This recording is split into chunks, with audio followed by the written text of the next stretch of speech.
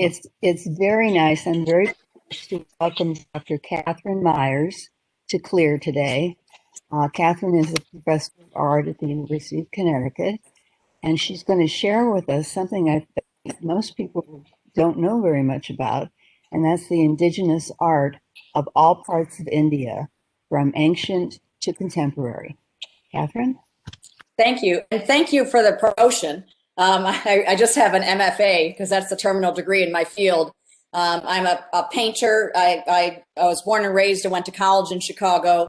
And then I received my MFA at the University of Wisconsin. And I've been teaching at UConn since 1984. And maybe our mathematician can tell me how many years that is. I sort of get confused. I suppose by the time I retire, I should figure that out. But let me just get started. I've been going to India for the last 20 years. I went for the first time in 1999, and I really didn't know much about India. I always tell my students I knew what a Nehru jacket was, but I didn't know who Nehru was. And I sort of had the same knowledge growing up that one might have. I called the kind of National Geographic knowledge that everyone in India was either very holy or very poor. And so after reading, I used to go to a lot of artist residencies in Europe. And after reading this book, A Suitable Boy, that's just been made into a Netflix program, and a 1,500-page novel that's 6 episodes. I just somehow started reading more and more books about India and kind of got obsessed with India. And so during sabbatical one year, I had this opportunity to apply for some artist residencies. And I went to 2 artist residencies in India. And so as an artist, I sort of connected with all different kinds of art forms in India. But the very last day of that first trip, I went to this amazing museum in New Delhi just commonly called the Crafts Museum, but officially the National Handicrafts and Handlooms Museum. And in that museum were huge amounts of work of all different types of work that's called sort of folk, synonymous with indigenous or vernacular. All these terms are used. And I was powerfully affected by it. And I had been seeing art my whole life, so I didn't even understand myself why this work made me feel like I was going to pass out. And I knew something about outsider art outside the mainstream in the US. And so I had a certain kind of context for maybe where the work fit, but it was absolutely totally different than anything I'd seen before. And it was inside the museum, but it was also outside. With the climate in India, you can have things outside as well. So oftentimes the original indigenous art was art that was made for ritual purposes. It wasn't made as art for art's sake. And so it was oftentimes on the walls of houses. So in this marvelous museum that's recently been renovated, you can go through all these different rooms, and it has areas, different kind of regions of India and different types of art that these regions were known for, as well as showing how it actually would have looked on the walls of houses. And so also with this amazing museum, they bring in craftspeople, and these are far-flung areas of India that these craftspeople are working on, but they have a regular rotation of artists that might come from all the way across India, and they get to have a little booth at the back of the crafts museum. So when you come into the courtyard, there might be like 30 different booths of artists sitting and selling work. So you've just learned about all this wonderful work, and then you can go outside and buy some. And so I was just like hungry. I was, buying a lot of work from these craftspeople, and there were craft fairs in different parts of India I was at as well.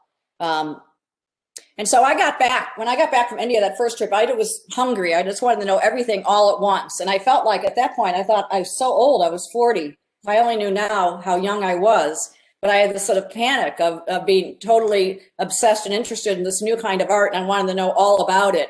And so I was, trying to find literature. And of course, in the UConn library, we had certain things about traditional Indian art, maybe miniature painting or really old sculpture, but nothing of this style of work. And so I came upon this book, From the Ocean of Painting, that was actually written by an artist, Barbara Rossi, who's a professor of art at the Art Institute of Chicago.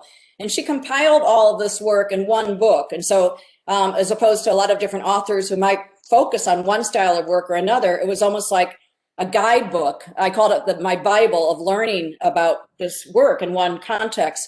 But also she was writing from the point of view of a visual artist, not a historian, not someone who has a PhD in the subject, but she was also writing for a Western audience. I mean, her work is totally respected in India as well in terms of its scholarship. But sometimes books that are authored in India by Indian scholars is an assumed knowledge, an assumed cultural knowledge, and you don't know sometimes what that context is. And so her book was an incredible help as I continued to return to India.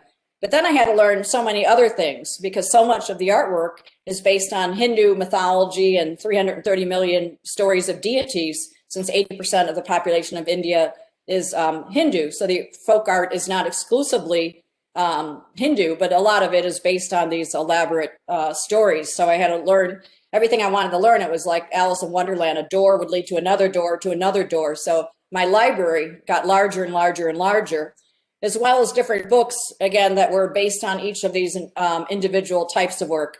And I must say that Michael Woods, the art librarian at UConn, was fabulous because every book I wanted that I needed for my own knowledge, I would buy a copy for myself, and then I wanted the copy for the library, and he would just send me an email saying, done.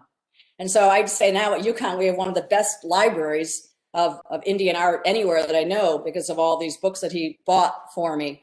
And if anybody wants a bibliography after my talk, I'm happy to send it to anybody. And so I was just learning so much about all this new art. And then what so impressed me about indigenous art in India is there are so many different styles that were distinctly different with different histories in different parts of India. And they kind of really benefited from their isolation from major urban centers, oftentimes in villages, but their isolation from each other. So there was sort of no kind of counterflow of ideas. The thing they often had in common was the kind of Hindu mythology or stories of daily life that they were made of. And so I'm going to just really talk about three of these styles today, and I'm going to focus actually more on one of them, which is the image in the upper left-hand corner, because I have this amazing opportunity to curate a show at the Benton Museum that will open next March. It was postponed, fortunately, from this March, about this style of art that I'll talk about. And so that's why I decided to focus this lecture on this, because it's a nice kind of preview for that exhibition.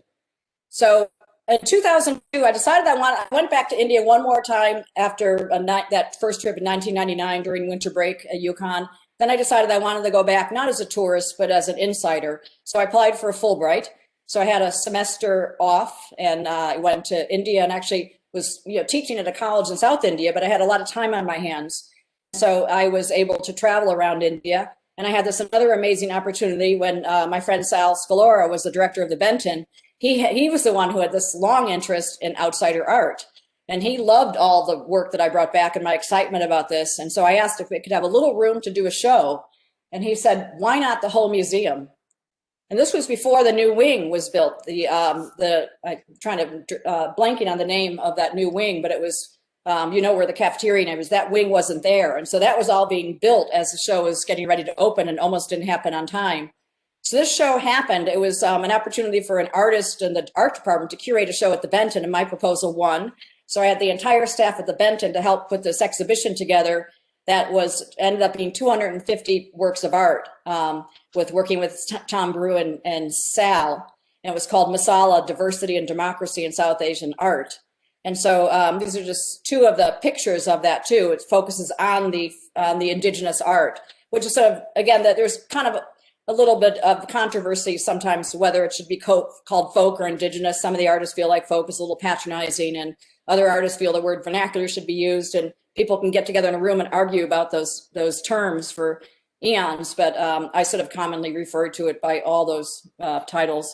So again, my goal when I was traveling on my Fulbright was to go to every different area of India that I could and pick up work by going to the villages and going to crafts fairs, because it was all brought back at the crafts fairs. You could get work from all over India, but I wanted to go to the places where it was made. And so during my Fulbright, I had help and doors open for you when you're a Fulbrighter. So I had a lot of help kind of going to different places and going out sometimes to remote areas to find works of art. And there you can see we had kind of dance activities going on during that show, which I think Sal said it was one of the most crowded openings that they ever had. And some of these dance things were so active, we had to take actually the work off the wall. But I'm going to talking about this style of work later, and I just wanted to show that too, going back to this image too, the challenges that Philip the installer had to deal with in terms of hanging this work, because these are huge storytelling scrolls, and it would have cost a massive amount of money to frame them. So I just said, it's fine, let's just tack them up to the wall, and I was willing to take my chances. And you see that some are tall and some are short. Part of this reason is that a lot of non-governmental organizations, NGOs and craft councils, were trying to go there, eventually became a greater sense of appreciation for this work within India. And so these groups were going into the villages and trying to help artists not only preserve these traditions, but make a living from them. And so this work was very hard to market, because who's got the room to hang a 30-foot scroll in their house? And so sometimes they were helping artists to make maybe smaller or shorter versions of them, which kind of compromised some of the elaborate stories. But I have some examples of some original ones. And since they were storytelling scrolls, they were kind of very used. And so oftentimes the paper was a bit wrinkled. And then there's some of the new ones, but I'll get into more detail about this in a second.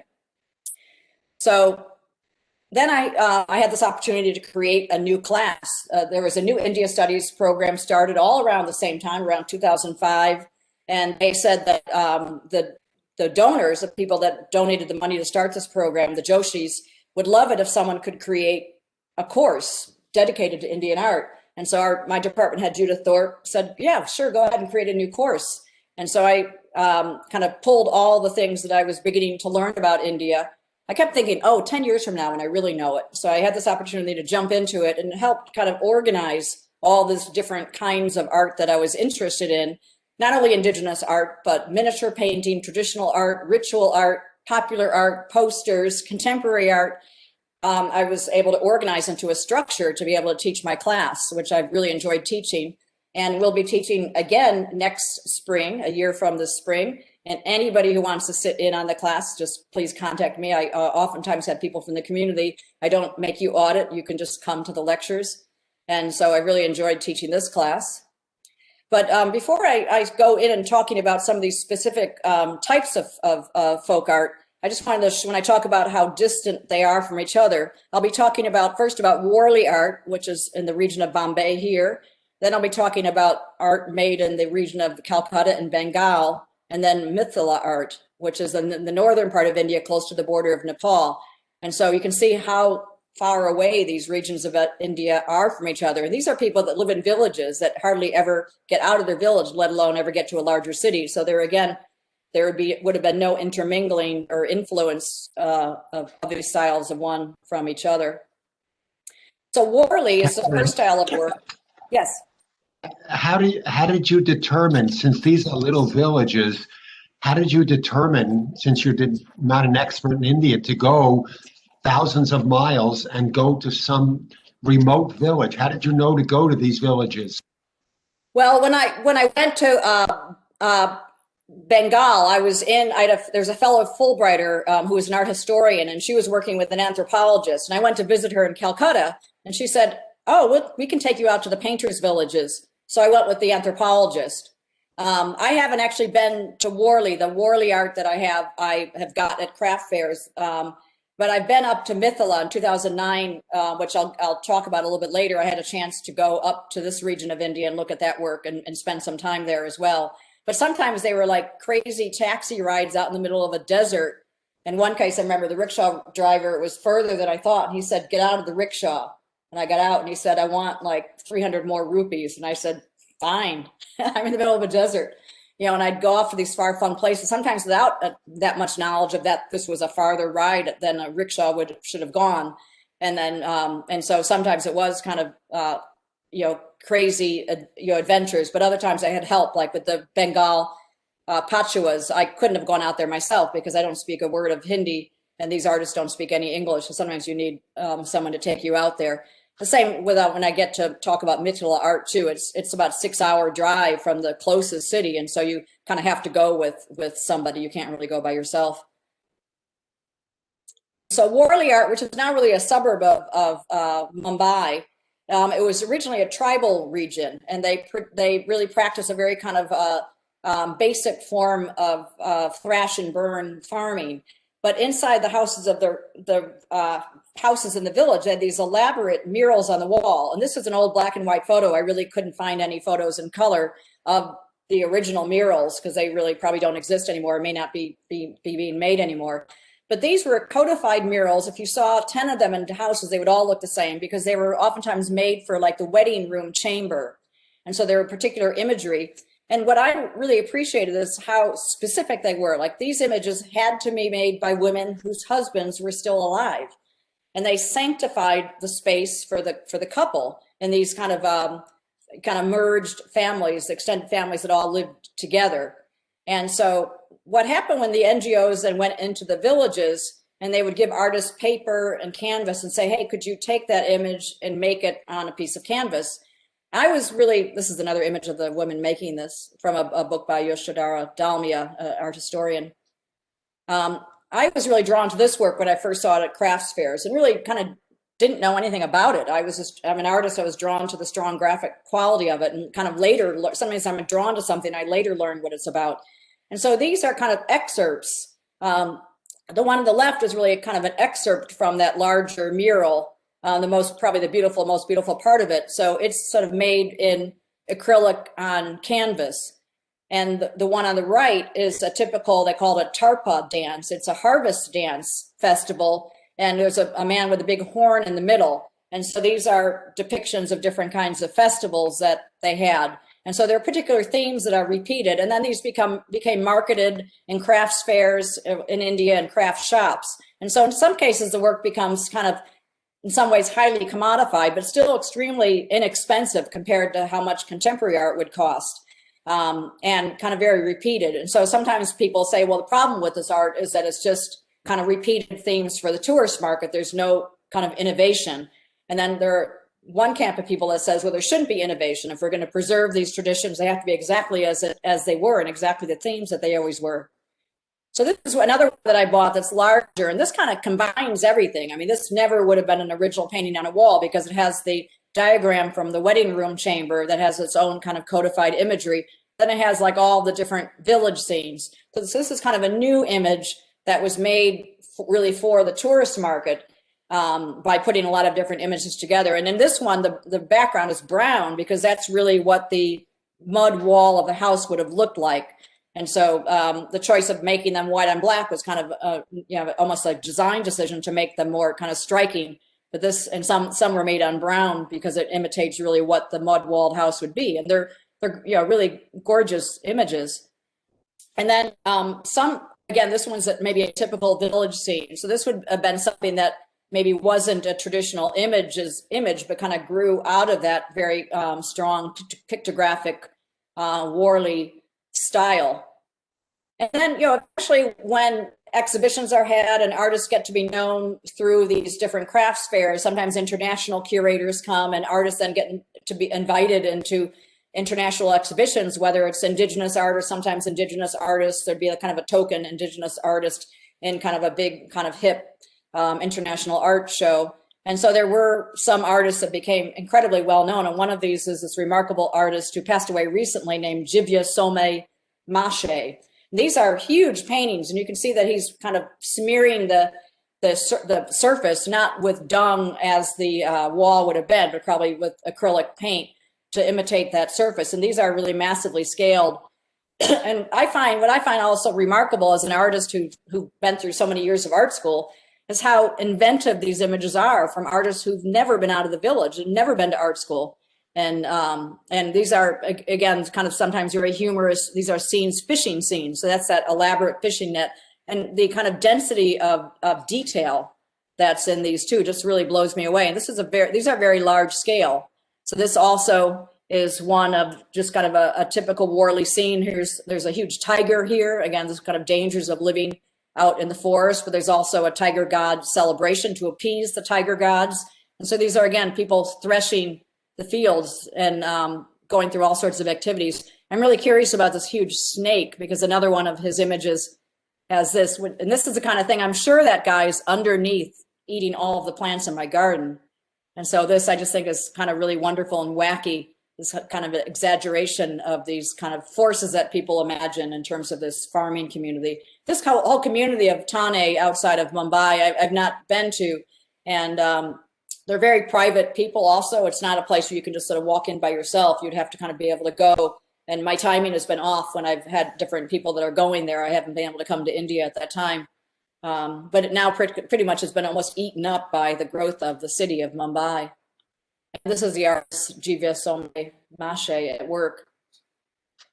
And this is an exhibition of his in Paris. And again, he doesn't speak a word of English. And the curator for this show, who came to the village and saw his work, apparently doesn't speak anything but French. But somehow they were able to sort of communicate and have the show. So it's really great, again, to have this artist talent celebrated, but also that they ended up working, like the creativity blossoms, and then the work becomes large scale. And so I'll talk about that theme again with some of the other types of work that I show. So next we're going to, oh, sure, just jump in, please. This is Anne. And you had said originally that the art had to be done by specific women in specific stages of life. So are men painting this now? Is that new or what? Yes, good question. Yes, for those murals that were on the wedding room chamber, there would have been like a codified rule of women whose husbands were still alive. But for the work that was not about that too, it was a lot of these styles were originally matriarchal, but then it became kind of broader in contemporary times. So male artists practice this widely now as well. And sometimes I think, well, that's kind of unfair because male artists dominate the art scene anyway. So this is a kind of form of art that was particularly practiced by women. And so are the male artists then going to kind of take over, because women's sort of roles are still fairly traditional in India. But I'll show you how that's kind of operating in some of the other work that I'm going to show. Because I don't know any female artists in this worley community. Jiviya Soumay is a case where sometimes one artist becomes the kind of the name in the area, and there might be like 10 other artists making wonderful work, but there's always like the one person who becomes the famous artist and it becomes kind of the brand name of this work. But I think the thing about worley art is it's fairly similar. I mean, there's a certain very strong pictographic style. And so within that, the range of topics is a little bit narrower. It's pretty much just about life. And so it's really based on the design ingenuity of the artist in terms of the placement and the space and how the space is used. I have a question. Oh, sure. Yes. Hi, this is David. Hi, Dave. It's good. Very interesting presentation. Could you bring back the slide that you just had up? Are those paintings? Not the other one. Yeah, are those paintings or are those tapestries hanging from the wall? They're the large scale ones. Some artists work on paper, but when they want to work at a larger scale, they have to go to canvas. And so this is on canvas. And they're, I mean, originally a lot of the artists would have used vegetable dyes and ground pigments, but now they have acrylic to use. And so, you can see him on the right, it looks like he's got, sometimes the artists will also make it with a stick, and some will use brushes, but I think for this very fine work, it looks like he's kind of using a stick dipped in paint. And it's also, if it's going to be sold in the tourist market too, I know in some of the other styles, they'll ask the artist to use acrylic as opposed to vegetable colors because they won't fade. They'll be more permanent. So this whole idea of marketing has maybe changed some of the traditions as well. So marketing, if anything, is both kind of a blessing and a curse. The picture before this, it looked like things were hanging from the wall, and now it was in a show or something. Oh, yeah. They were just they weren't framed. They were just loosely hanging. So they probably just found a way to attach them. They're always on loose canvas. The ones I have, I had framed at the lily pad in Willimantic. So they took them and wrapped them around some board and then framed it so they were stiff. But when I bought them all, I brought them home rolled up, and so they're loose. They're on loose canvas. Okay, and so that's thank you. The ones down here, it looks like they stretched them, like they probably wrapped them around a stretching frame. But I think these ones were so big, they just kind of attached something at the top and hung them. This is Steve. I wonder, did it ever occur somewhere in the vernacular crafts that dimensionality came in when using the third dimension? Well, what I think is fascinating about a lot of this work is it's totally flat. And in the miniature painting tradition too, there's a sense of flatness and three-dimensionality kind of at the same time, where you'll have tables almost like the Grand Mimosas look, or rugs that are flat, and then other parts of the architecture are three-dimensional. And so that's something that I see in miniature painting, this kind of simultaneous flatness and depth, and kind of a composite of 2- and 3-dimensional space, and also different eye levels simultaneously. And so, you know, in this case, we're looking down at the field, and then we're looking kind of through the forest. But that's something that it almost is like it's embedded in Indian art, because I see it in miniature painting. I see it in a lot of different forms of contemporary art, and I don't see it in Western art, which is so much about the kind of Renaissance space. And so I think that is a common thing that I see in a lot of the work, the simultaneous 2- and 3-dimensional space and a shifting of perspective and eye levels.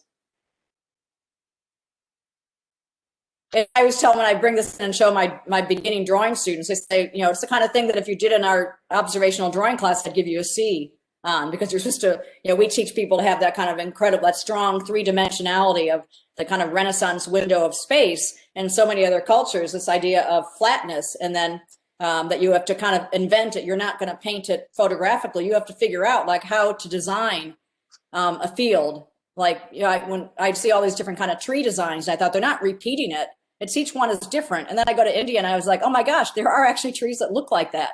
And there are all these different trees. And so some of it is through heightened observation, and some is by creativity and invention too. I mean, look at the way this basket is. I mean, that's incredibly 3-dimensional. It's like a perfectly accurate elliptical form. And so, but you might see somebody else that would flatten out that form as well.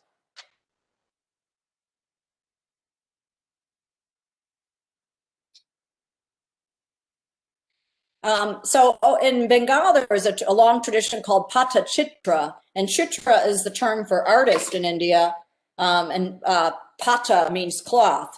And so these are long storytelling scrolls, and there are different registers, so different pieces of paper that are glued onto a backing of fabric and cloth.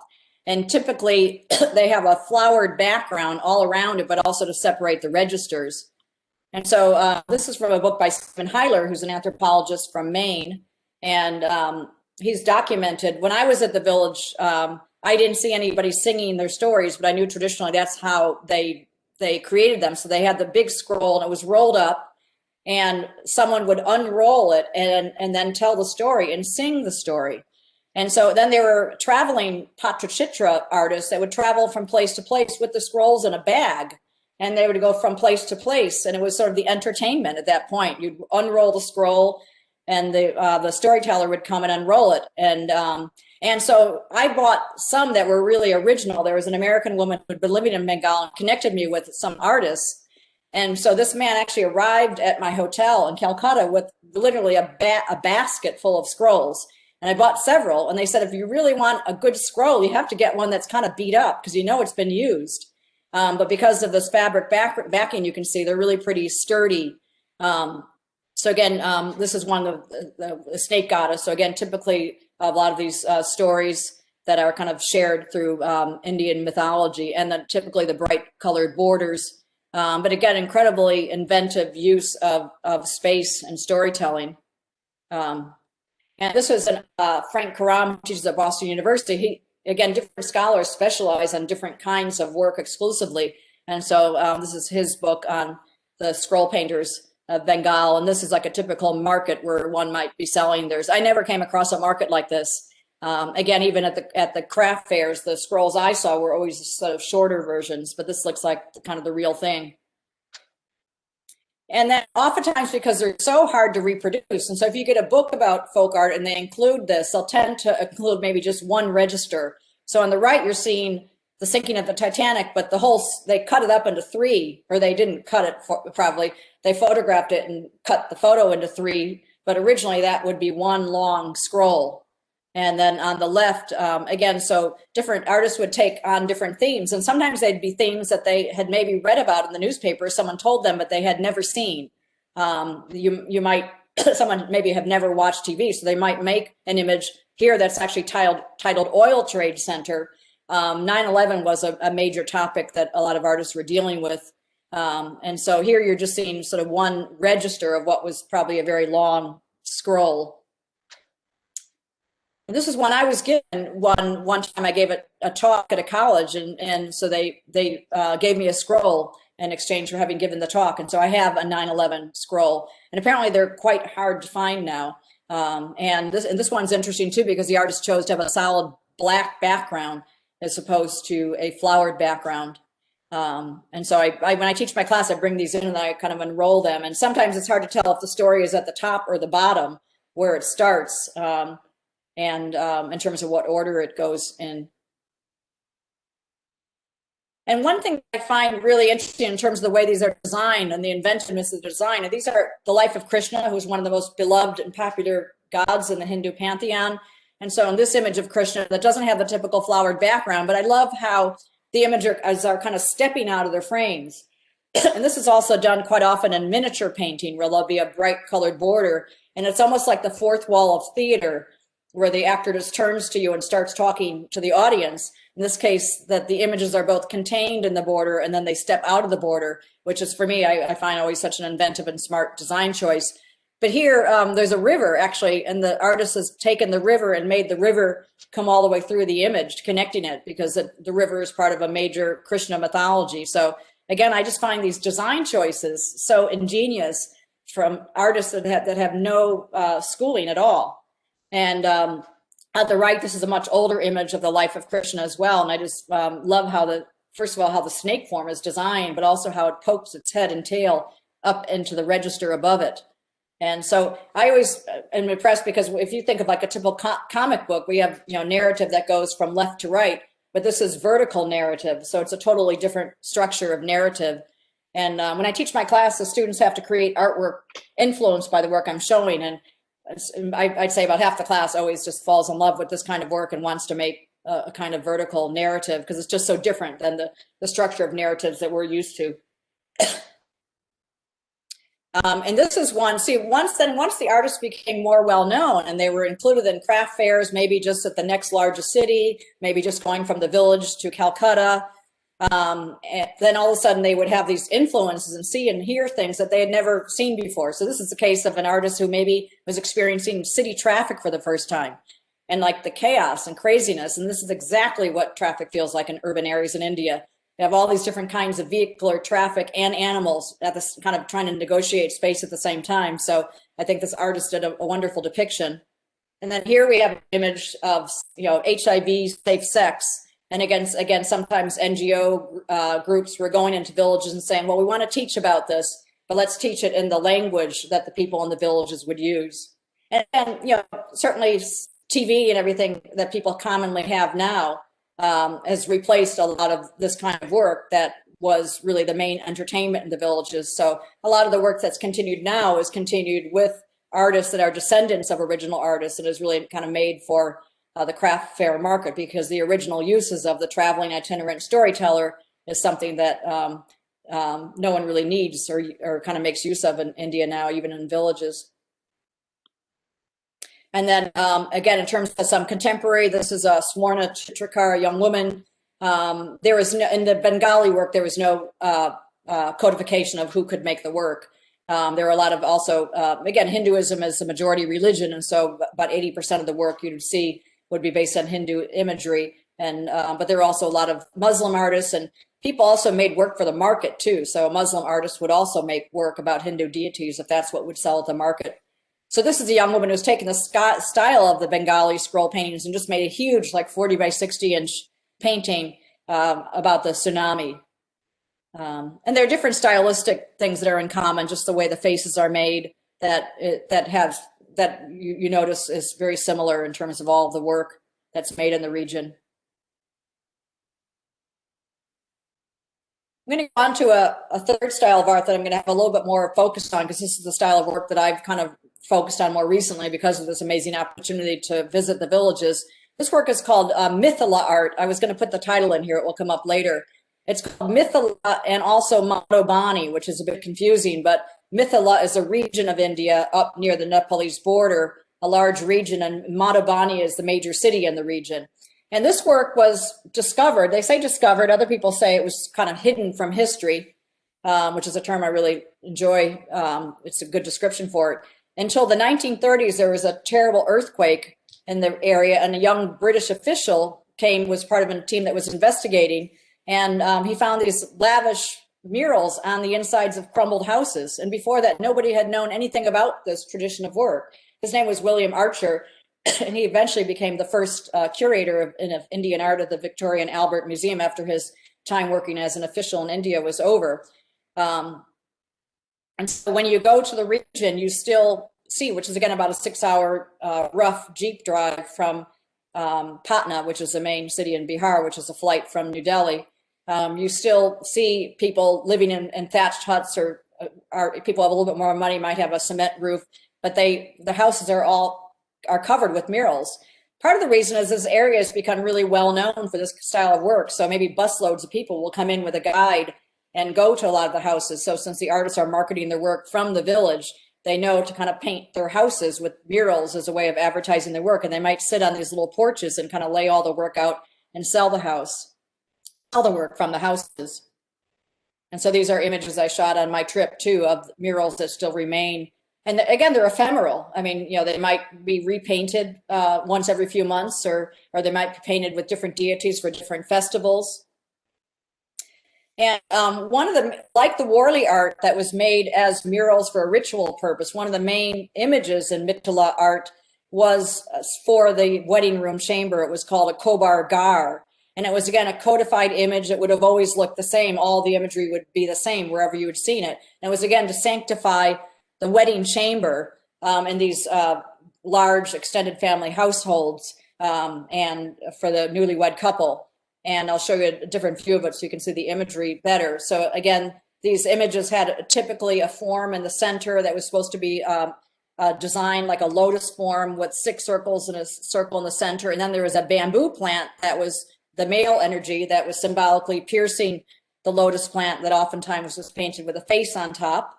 And then oftentimes around that, there was a bamboo grove that symbolized fertility and peacocks dancing together, and then just scenes from the wedding procession. And so these would have been painted again on the walls of houses before the wedding happened.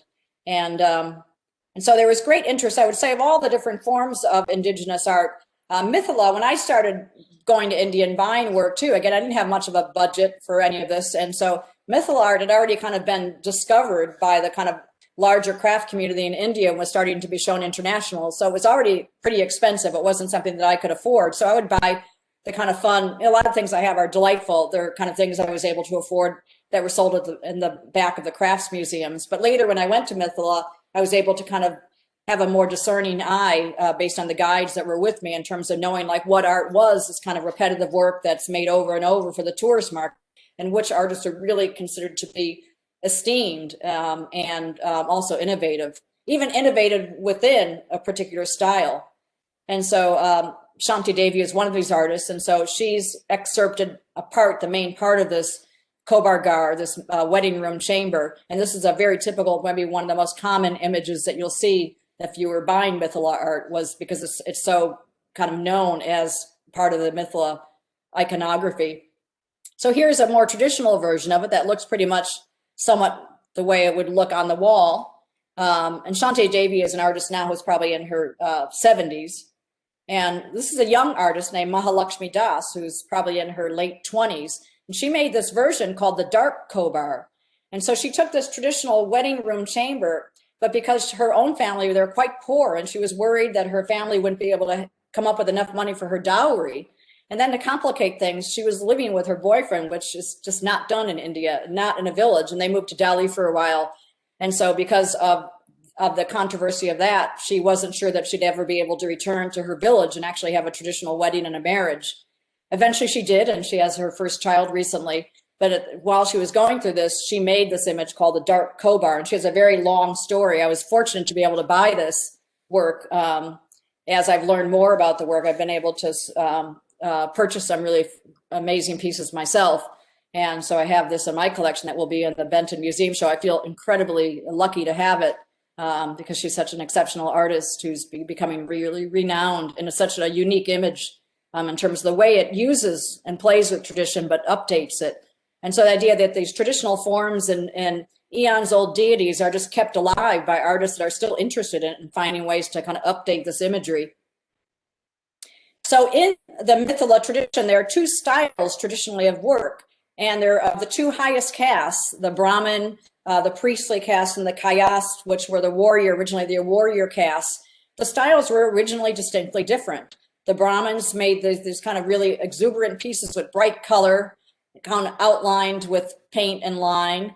And then the Kayast caste made these very fine linear pieces, usually with just black and red ink.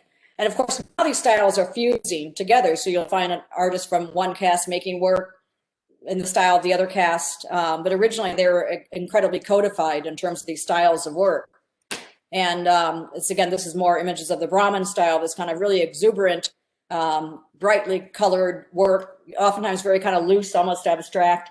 And again, I find just the design sense of the artist, like how do you represent the snake goddess? This kind of huge polka dotted, fantastic snake surrounded by other forms. So these images are densely packed as if they're like afraid of the empty space of white paper. This kind of sense of exuberant pattern upon pattern in spaces. And this is a typical image of Shiva and his wife Parvati. And so again, these kind of favorite gods and goddesses in their iconography. You'd always know Shiva because he's carrying the trident. So there's certain symbols that would always identify the deities, which has been fun for me to learn.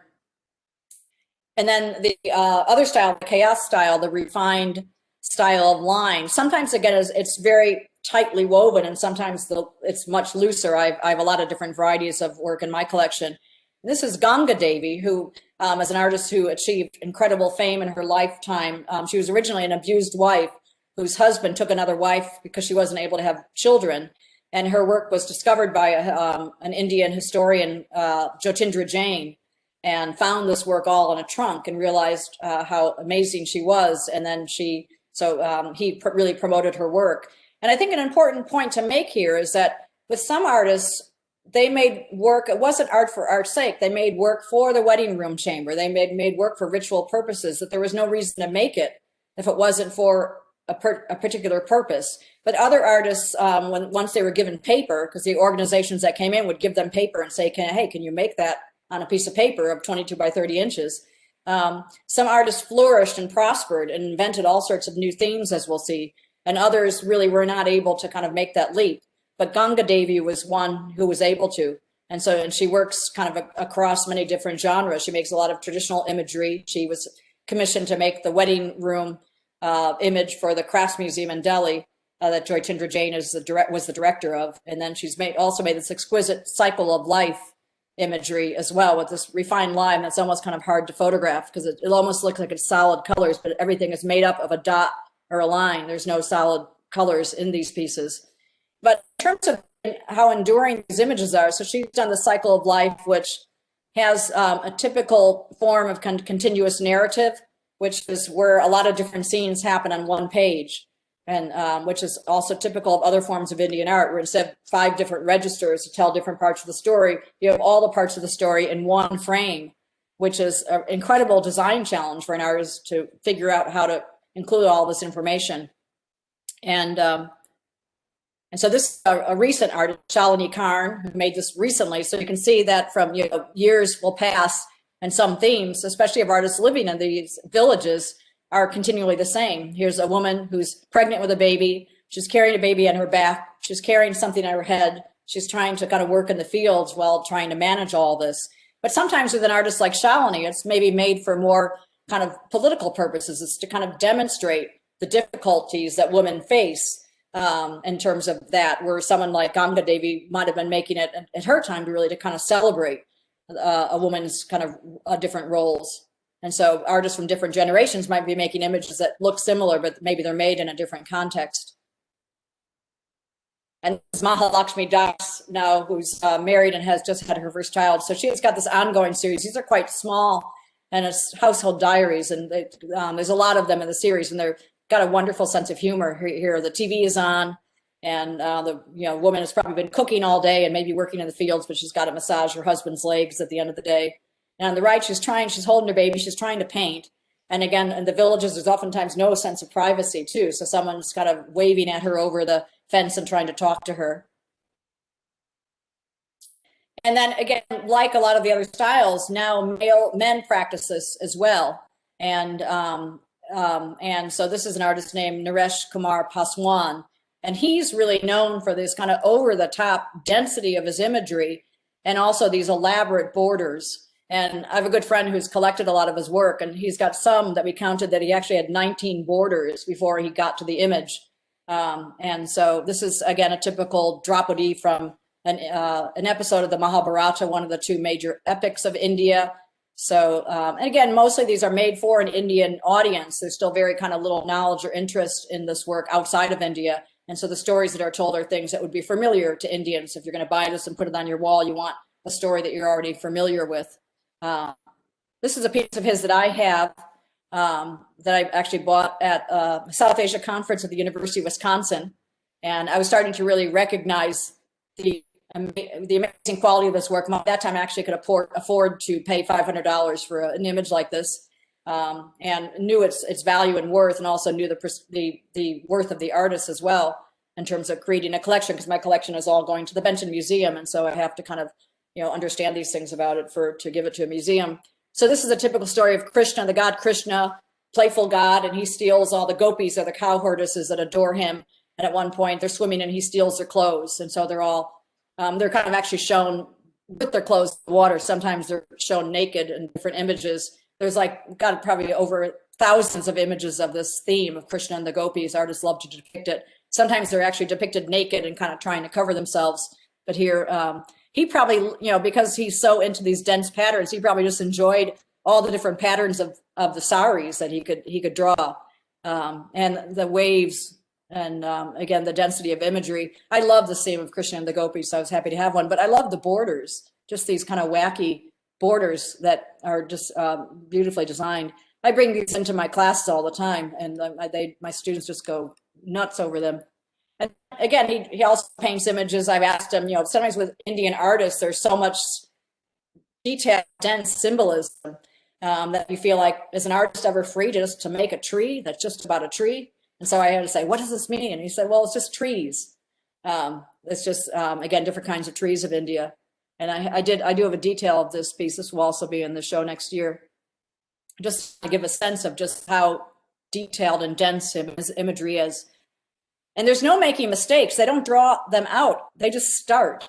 And I have some images later to be able to see the process. And it's like, what do you do if you make a mistake? You get what if a big ink blob plops down on the page? Well, I suppose maybe you just design around it and work around it. For me, that's just an incredible courage to even be able to, I'd have to have a ruler to even measure out those borders, let alone just start. And of course, there are lots of current themes. Madhubani art, I think, or Mythala art, is the form of folk art that I think has evolved the most in terms of artists kind of moving into new themes and different kinds of themes. And particularly women artists too. Sometimes, again, I think, well, this is an art form that was a matriarchal form, and are the male artists going to kind of steal it from the women and become more well-known because women have so many duties at home? But women artists have oftentimes made really more controversial themes, especially about women's roles in society than, and so the women artists in the Mythala tradition have oftentimes been the ones that continue to be the most well-known. Not at all, nothing against any of the talents, exquisite talents of someone like Naresh's work. So this is an image about COVID. And there's a current show right now at Syracuse University online, and it's all images of Mythala artists on themes of COVID. And this is Shalini Khan. And I think what everyone noticed that happened in India with no traffic is all of a sudden the sky was clear. I mean, Delhi is vies for Beijing with the most polluted city in the world every year. It's like either Delhi is #1 or Beijing is #1. And when I've been there in the winter, you can't even see something that's a few feet in front of you sometimes. The pollution is so heavy in the winter. And so here, all of a sudden, everyone was noticing that the water was clean, the sky was clean, and all sorts of things started growing, and different forms of life were like reappearing that people hadn't seen before. These are some other current images of COVID. The one on the right is interesting because it's equating the destructive qualities of the god Shiva, who's the god of creation and destruction. This is his Tandava, his destruction dance. And so the artist is kind of equating an Indian deity with COVID. I just wanted to, again, focus a little bit on the work of a few artists. And this is Gangadevi, a celebrated artist who won the Padma Shri, which is the highest award of honor that can be given to anybody in India. And this is her making the mural in the Crafts Museum. And again, an example of an artist that, because of her renown, she was invited to come to America the first time she was ever on a plane and come to the American Folk Life Festival in 1986. And I love her sense of humor in this, because here's the Washington Monument. And in this image here on the upper left, she said she noticed that in terms of shopping, that the women shopped and all the men carried the bags. So these images of the men walking around and carrying the bags for the women who were shopping. And then she said, when you buy tickets, you never see a person. You just see a hand coming through a window. And in this image, it was the first time that she'd ever been on a roller coaster. And what's remarkable about this image, there's so much white space, which is kind of unusual for Madhubani art. Unfortunately, she died too young of cancer, and so, but she made images, a whole series of her cancer diary. She died of breast cancer, and she talked about having to lay in bed for such a long time and just watching the ceiling fan. So you can see the ceiling fan repeating in her imagery. But she's been really, really influential in terms of the kind of the heights of Madhubani art in terms of this incredibly refined line work. There's aside from the two upper castes that make work, and there's another caste of artists, the Harijans, which is the word for what was formerly called untouchable artists. This is the form of art that's called Dusad. It's not as well known or well researched as the other two forms of art, but it's really how I got involved and got to come to this region. And so this work is characterized by the artists, the Dusad artists, have their own deities. They're not Hindus, and so they have their own mythologies. But again, artists work for the marketplace, so they can make work. This is Surya, the sun god. And some of these aren't exclusively Hindu, but one of the artists I interviewed talks about that, you know, they make work for Hindu deities, but they have to make sure they get it all right. Because if you have the wrong arm on the wrong deity, no one will buy it because it'll be incorrect. So you have to get your research right. But they also make this work of a lot of repeated patterns. These are like turtles and fish, and it's sort of based on the patterns. A lot of the Dusad artists, Harijans, have elaborate tattoos on their bodies. So sometimes their work is made based on the influence of their tattoo designs. So they've become more well-known later, long after the other two castes were already pretty well known. And so I got involved with this. I mean, I loved Indigenous art, but I was also doing a lot of research on contemporary art. That was my second Fulbright in 2011, was to start a video series of interviews with contemporary artists in India. And so this video series called regardingindia.com, it's an open access site, now features 30 short interviews with contemporary artists in India, but I had never done an interview of an Indigenous artist. They were always mainstream contemporary artists who spoke fluent English, who lived in New Delhi or Mumbai or one of the major cities. And so I was because two scholars and curators found out about my video series, they invited me to come with them to Madhubani, because they wanted to make a video of this woman, Urmila Devi, who is a Harijan, a Dusad artist. And so they said, would I come with? And so it was actually in November, I had a graduate student who was able to take over my class, and I was able to go for 2 weeks because it can get very cold there in the winter. So it was a perfect time of year. And so I went with a group of people, an Indian curator and writer, Sandali, who was originally from this region, so she knew the specific dialect. And then Oragita Das, who's from India, now living in England, who does her specialty is working with Indigenous art. And John Bowles and David Zanton, who I'll show you images of later, who are the two Americans who invited me to come with them. And so we went to the village, and as I saw it in the books, it was this beautiful village with all these houses painted.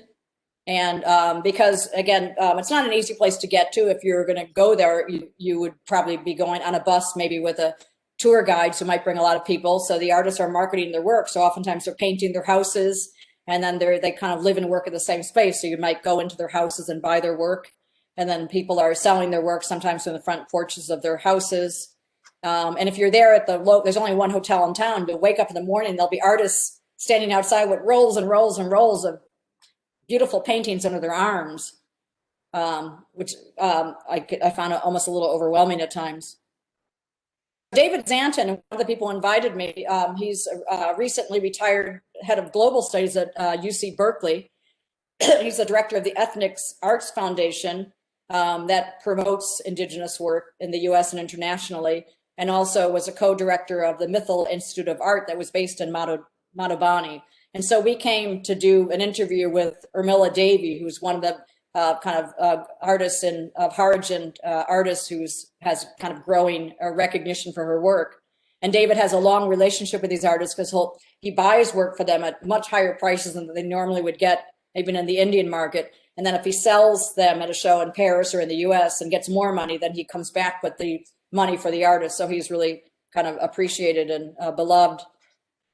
And then this John Bowles. By the way, David, I think will be one of our main speakers through India Studies next year when my exhibition is on. And John Bowles, who's an independent curator and a writer now living in Virginia, he specializes in a different form of Indigenous art that I haven't talked about, but usually artists who specialize in one form also know a lot about the other forms, but maybe they will have curated the show in a different form of art. He speaks Hindi, so he was able to communicate with artists like Urmila, who didn't speak any English at all. And here she is showing us her work, and it's typical if you're a foreigner and you come into town that the whole kind of village comes with and wants to see what's happening. And so that's Urmila showing her work, which the larger pieces are made on canvas or paper. This is her with her family, her son, Sharwan on the right, who's also an artist, and her granddaughter, was Abhilasha, who is an artist, but now has gone to school, so she's no longer practicing. And I always love the scene because I love that dog never moved the entire time we were there. And then again, fragments of murals on a typical house in the region. And so I had never done a collaborative video before. All the other videos, I actually interviewed 60 artists in India. I've only edited 30 of the videos, but everything was on my own. I did everything from setting up the scenes to interviewing the artists to editing to producing. But this time I was invited to do this, so it was my first collaborative project. And if you're the photographer, you're never in the pictures, but here I am on the edge setting up the camera. And then we had to find a quiet spot because the village was incredibly noisy. So someone had to kind of find a spot where it would be not quite as noisy. And then here's Orogita Das. She was the one who asked the questions of Urmila. And so these interviews are on my site. They're a little bit long to show today. This one's about 20 minutes. But she had a really hard life, and she was also a severely abused wife also. Her husband kind of was an alcoholic and straightened himself out. And then her work is really renowned now and included in lots of international exhibitions. So that she tells about the first half of the video is really this very sad story of her life and then her kind of triumph. So this is kind of our whole crew that we went with. David's not in the picture too, but this is the guy, S. Anand, who's a publisher in Delhi, who's through his publishing company has also been promoting Indigenous artists. And that's Orogita and Sandali and Urmila and her family and John Bowles. In the middle of the interview, this guy pulls up in his motorcycle, and it's like the noise. You just have to kind of stop for a while the different things are happening. And then we had this opportunity to travel to the Mythical Art Institute, which was started by David Zanton and another anthropologist from the University of Texas who fell in love with Mythical art in conjunction with a couple from Indian professors from New Jersey. Her name is Vibra Das. Vibra Jha is her last name, and she was actually a school principal in New Jersey. And so they kind of still live part-time in the village, to the horror of their son, who's a doctor who lives in California, who can't believe that they still travel to this village in Bihar, where they're from. And so we got to tour the school. And so the school was operating for about 15 years, and they had funding from different companies in India. Tata Steel was one of them, but the funding just ran out last year, and there was no way to keep the school going. So unfortunately, it's closed. But we got to tour it, and it offered scholarships, free schooling for 2 years for anyone who wanted to study this. And it was kind of an exam they had to take in terms of their drawing skills. And once they were there, they were able to come and work for 2 years free of charge. There was no room and board. Most people lived in the area or came by bus. And so I had this amazing opportunity to walk around and see what they were working on. And one of the lead teachers is this woman artist named Ronnie Jaw, who's on the right. And again, she would discuss themes with the young artists in terms of what they wanted to work on. And some were working with traditional imagery, and some were working with kind of current events. And I was amazed at how the work is started, because they start with the border. It almost is like sanctifying the space that the image is going to be in. And again, just the courage of just starting with ink. And in the earlier work, when vegetable dyes were used, the artist might have used different flat colors and then black ink over that. But now oftentimes there are different colors of magic markers and pens that are being used. And so this is just the work in progress. And this is Ronnie Jaw, is a really amazing artist herself. This is a piece that I was able to purchase about the earthquake in Nepal that will be in the exhibition. And again, this is kind of almost a fusion of both of the different styles. So it has that fine line work of the Kaya style, but it has the bright flat colors of the Brahmin style. And these are all about 22 by 30 inches. And the Mythical Art Institute gives them the paper. It's really, really good rag archival paper. And again, the work is sort of kept in a big trunk. And then the work is, again, bought. If the work is purchased, it's purchased, and the artists are given the money, and then more money is given to them if it's sold in an exhibition outside or through the website. The Ethnic Art Foundation has a website where I actually was able to buy some of the work on the website that was then mailed to me. Ronnie also has a lot of different themes, particularly women's issues, things that are taboo in India, and the artists have discussed, like, if you make an image like this, no one in India is probably going to want to buy it. And so this was featured in a show at Syracuse University. There's a curator there who's just retired who had a specialty in Indigenous art, and she had a number of shows and symposiums in Syracuse. And so Ronnie's pieces had quite a following, probably in her case, more of a following outside of India than in India, where these subjects would still be very taboo. It wouldn't be something that a typical collector would want to buy. Another artist that I connected with there was Santosh Kumar Das, and he's kind of on the complete other side of the tracks. So Ramla Devi is from the formerly the Untouchable cast, and Santosh is on the other extreme in terms of being a Brahmin artist and lives in a different town. He lives in the main town of Ranti near Banabani. I loved his work. I'd actually first seen his work at a show at the Asia Society. And I'd always wanted to get to know him. And so while we were there, I said, I want to do an interview with Santosh as well. And Santosh speaks fluent English and really quite a character. And this is his lavish extended family compound. So this is John Bowles and Sandali who came with to help me. It's great to have assistance. And we set up here, and Santosh is talking right in front of this area and the compound where he lives with extended family. He's unmarried, which is unusual for Indians. He's never married. And this is his aunt who puts these elaborate flower diagrams on the floor. If we have time, this is another kind of art that I was going to talk about, that they're ritual diagrams that are put on the thresholds of houses every morning. And you're meant to walk through them because then it kind of brings the blessings into the house. They're made every day. And then you can also see the paintings that are on the house. It looks like this compound's got a combination of old houses and new buildings as well, because it has these old thatch roof houses sort of connected to cement houses, which shows you again that the family is prosperous if they're able to build in cement and stucco. And so Santosh's studio was in one of the rooms. He actually sat and works on this kind of platform. So it's like a bedroom studio at the same time. And he just loves to show his work. And again, the photographer's never in the images unless there happens to be a mirror there. And he showed us all of his work. And then this whole series, monsoon series of a person struggling with an umbrella. And I had to have some of them, so it was hard to decide. I bought 2 of them. And I thought what was remarkable about them was the restraint, because so much Madhubani art has almost the sphere of the empty white page, but here, just the way he's designed and left empty space in certain places, and just the inventiveness of, again, how to describe the splash of the puddle. And the video, he has a delightful section of him talking about the experience of what inspired this work. But he also does a lot of kind of retakes on traditional deities, on Krishna, with these, again, solid background colors, which is, again, unusual. So he's really trained and appreciates and admires the work of an artist like Gangadevi, but he wants to do his own thing with it. He wants to be innovative and do something else. He actually went to art college.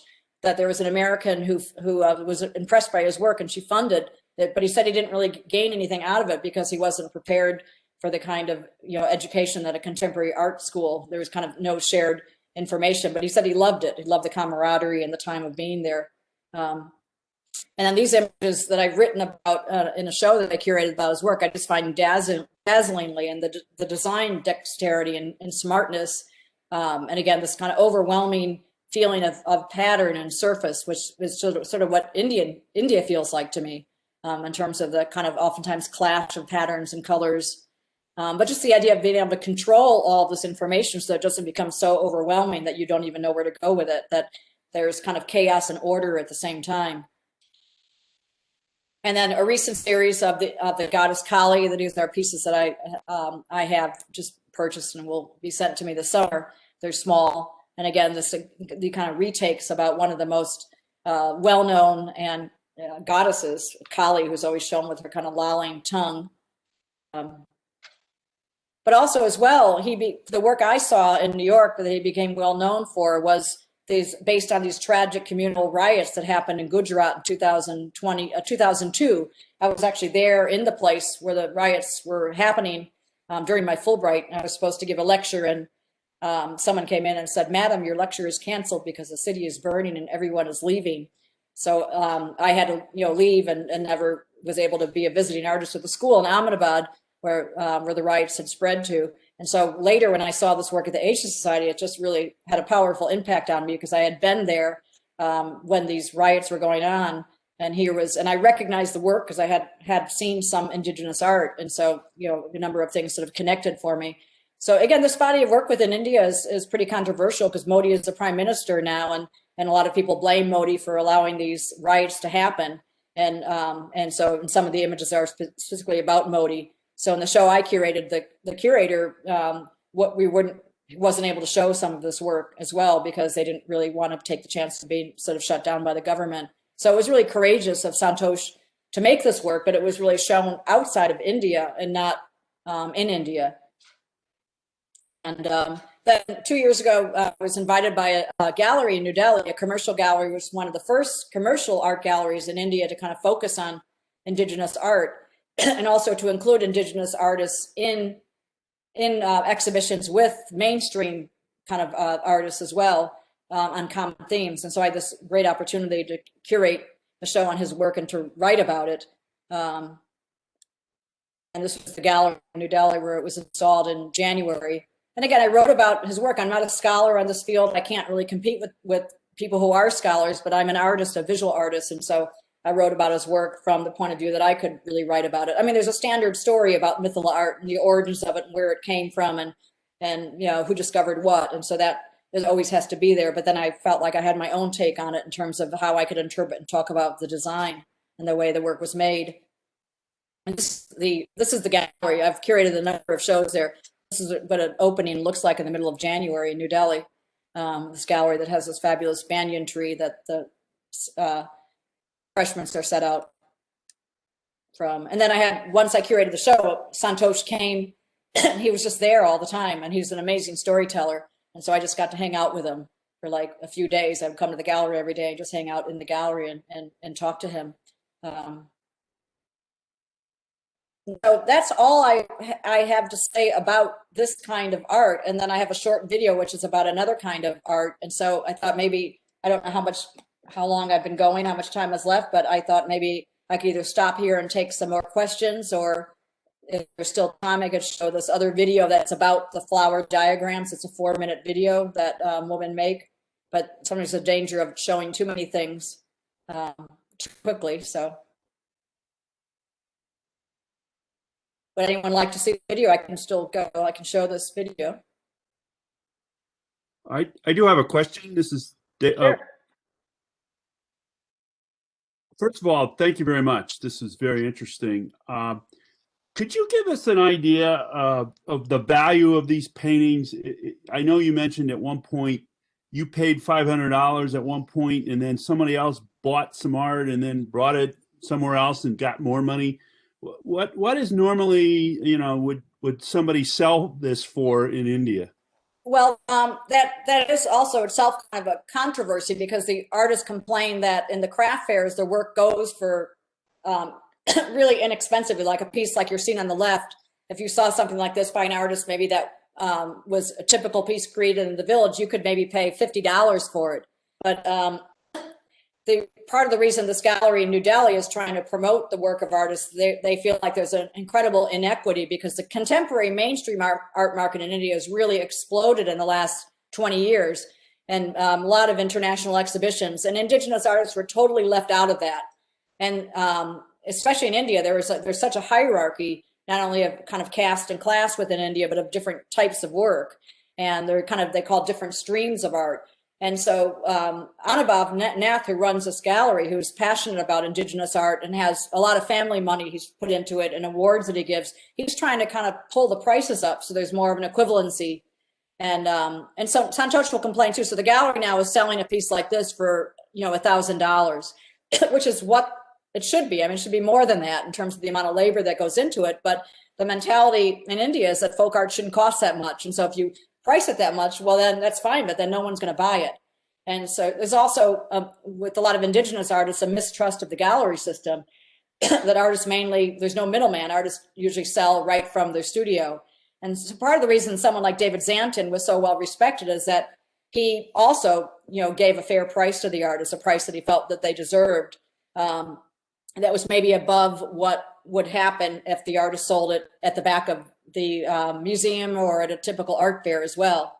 And so it's so again, early on when I was in India, I couldn't afford to pay $500 for a piece of art like that, but at this point I have been able to, and then I've also kind of know like what work is really good. It's like my own eye, but it's also these other people kind of pointing me towards one artist or another. But it's also the consistency. Like Santosh has an amazing sense of consistency, and he's always innovating. And but he complains also that not much work gets sold at the show. Maybe the prices were higher than people were used to paying. And so I'm gonna, for the show I curated at the Benton, I'm gonna have a catalog, and I'm gonna ask some Indian critics to write about this, kind of how this work connects with mainstream Indian art and the vast kind of inequity and prices that artists get. But they're also not trying to live in Delhi. I mean, Mahalakshmi Das and her husband Shantanu tried to live in Delhi, and then they moved back because there's just no way they could afford to live in cities are incredibly expensive. And so the cost of living where they are in their village is so low that maybe, maybe the work selling at a lower price is enough for them to kind of get by on. Thank you. Mm-hmm. I have a question, to Steve. And if you take the people out of much of the art and look at some of the geometric representations, it looks almost like what you would expect to see in Islamic art. Is there a relationship between some of those designs and what eventually occurred as Islamic art? Well, I find also in Islamic art, especially in miniature painting, an incredibly dizzying conjuncture of space and pattern, and this kind of simultaneously flattening out 2- and 3-dimensional space. But I don't think there's any cross influences there at all, because the artist just wouldn't have access to those kind of images to be able to see it. So so I don't think that they would have been any direct influence, but maybe. But I see a lot of things that are common among all these different forms of art. But I know that the artists don't have that same experience. They're not traveling to museums. They're not seeing work in museums and saying, "Oh, I love this piece of art. I want to incorporate that into their work." And also the miniature painting tradition, where you see a lot of that design and pattern, is kind of a discreetly, we use the term maybe high art and low art, or the big tradition and the little tradition. But that Islamic art you're talking about would be like the big tradition. And so it has a whole other kind of complication and codification of design. Also, because in Islamic art, religious Islamic art, they were forbidden to use figures. And in terms of secular art, art about kind of daily life, they could, but religious images forbids the use of the figure. And so if there's no figure, then it's all about space and pattern, which is, something I love about Islamic art. But Hindu art is never abstract. In fact, any artists from India who are abstract artists have had a really hard time having a career, because you just don't see abstract art, because everything it's so heavily image oriented and so narrative. When will your exhibit at the Benton be? This is Kathy. It's scheduled for March through July. And I'm working on a symposium of bringing people in to talk about the work. And I'm teaching my Indian art class at the same time so I can connect the class to the work. And it'll be in the central gallery.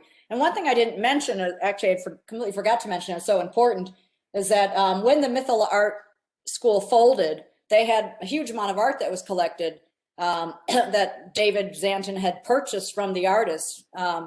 To have an ongoing collection. It was sold on the Ethnic Arts website, but they decided, since they had so much work, that they wanted to give it to people, give 20 paintings each to a certain amount of people that had a very strong connection with Mythala Art, and then also had resources to do something with it. And so I was chosen to be given a collection of 20 paintings with a very diverse amount of work, because I was at a university, because my collection is a part of a bequest to the museum, and because I was going to have this exhibition of it. So originally the show that I was going to curate was going to be a sampling of a lot of these different kinds of art that I have.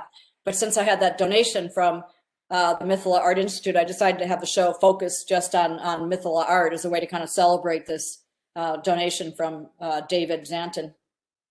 Would you please, this is Anne, would you please send to CLIR a memo about, when your exhibit opens, so maybe it could be distributed for those of us with bad memories? Oh, absolutely. Know that Yes. the exhibit is open. Thank you. Yes, it's so a year. Luckily, they're able to postpone it, because sometimes museums plan shows it a couple of years in advance. So I was really grateful that they could postpone it until next year.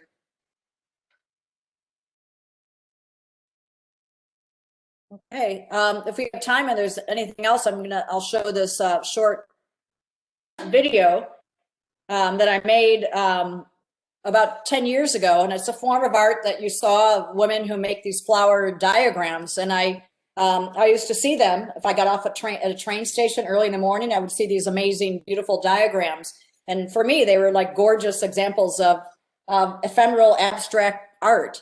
But for artists, again, they were oftentimes amused that I even thought they were interesting, was photographing them.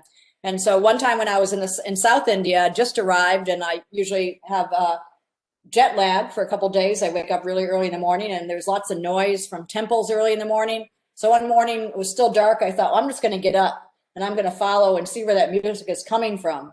And it was actually literally the first video that I ever made. I didn't even know I was going to make a video. I was just filming things. And I made the video later. And sometimes I think ignorance is bliss. I think it's one of the best videos I've made, but it was made without even knowing I was going to make a video. So the noise might be, if it's a little obnoxious, it's really trying to echo what it actually sounds like to be in India.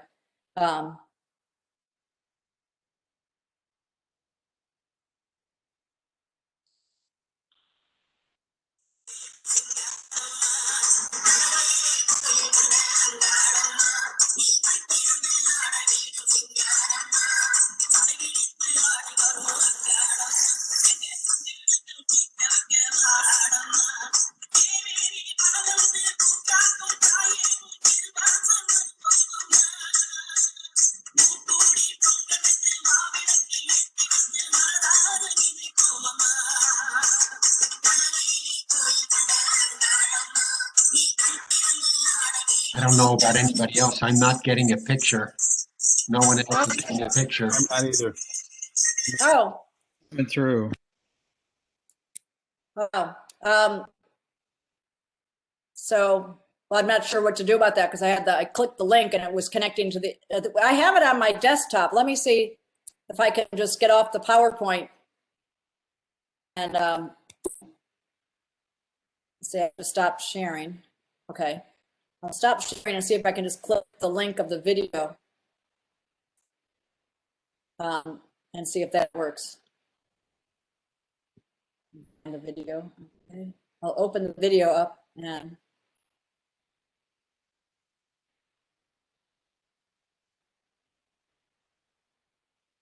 okay. I'm sorry that it's not, now my link isn't even working either. Wow. But what I could show you is I have the Santosh Kumar Das video here. I could, if anyone's interested in that, I could show that video. Not sure why that is. I could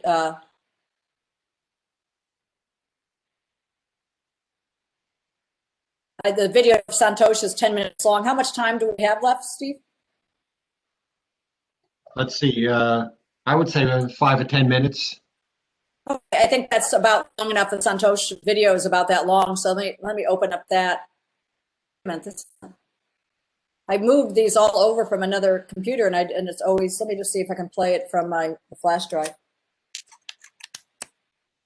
And while you're doing that, I have just a really a comment. You talked about, I believe it was some woman that was putting it, I don't know if she was using chalk, but she was changing or adding pictures every morning or something. Could you elaborate a little bit on that? Let me see if I'm going to see if that plays, because that's the video that I made that explains that whole tradition. And I have it on my flash drive. Let me see if it'll play. Oh, I don't know why these aren't. Oh, wait a minute. I think it's in. I just found that interesting that somebody'd spend a lot of time and then it would either get washed away or start all over again. Yeah, it's again, it's a ritual. It's not art for art's sake. So it's these elaborate diagrams that are made and then they just wipe it off. People walk through it and they make it the next day. I'm trying to find, I think I have the video. I don't know. That's a problem. I cleared out a lot of my files because I had too much stuff in my computer. I'm sorry. I should have made sure that these. I'm not sure why they wouldn't be playing because I moved them from one computer to another. If I can.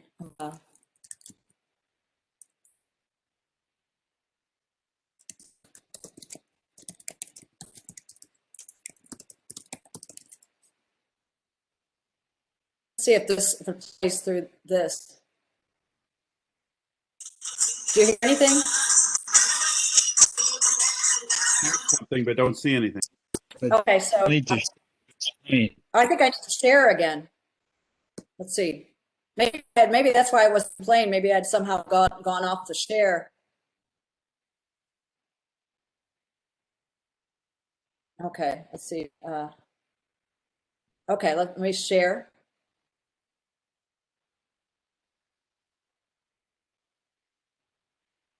Okay, let's see if it plays. You see anything now?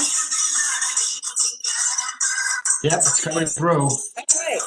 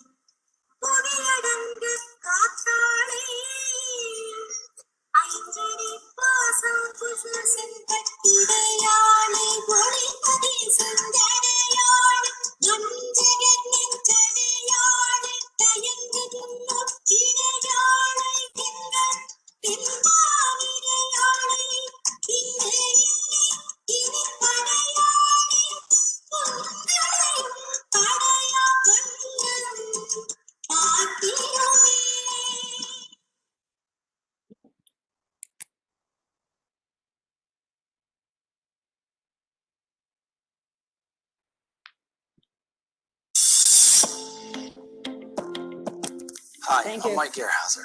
On behalf of the other elders and all who gather here, I want to say welcome to Resurgence Church. We are glad that you found us.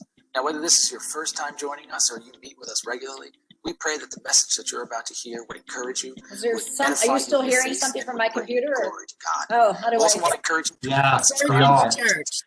Forget to hit that What bell is? so that you get Oh, I have to notifications. get. And if you want to learn any more about us, you can go to our website. Resurgence Church.